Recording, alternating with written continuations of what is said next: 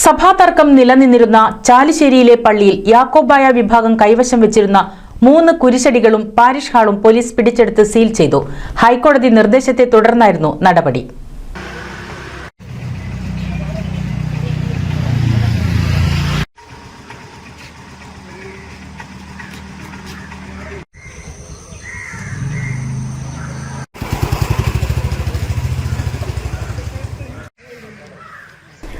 ഹൈക്കോടതി ഉത്തരവിനെ തുടർന്ന് തിങ്കളാഴ്ച പുലർച്ചെ പാലക്കാട് ജില്ലാ കളക്ടറുടെ നിർദ്ദേശപ്രകാരം ഒറ്റപ്പാലം സബ് കളക്ടർ മിഥുൻ പ്രേംരാജിന്റെ നേതൃത്വത്തിലാണ് റവന്യൂ ഉദ്യോഗസ്ഥരും 100ഓളം പോലീസ് ഉദ്യോഗസ്ഥരും ചേർന്ന് നടപടികൾ പൂർത്തിയാക്കിയത്.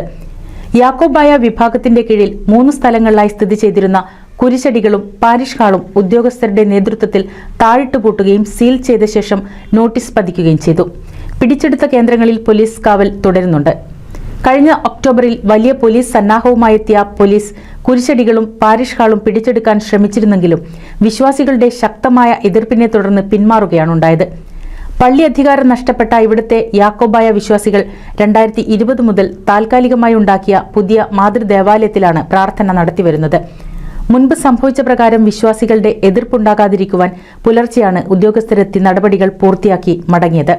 NCV news Thrithala. പുതുമയണിഞ്ഞ് എടപ്പാൾ കാലത്തിനൊത്ത മാറ്റവുമായി എടപ്പാളിൽ വിവാഹ വെഡിംഗ് മാൾ ക്രിസൻ plaza building Kuttippuram road Edappal.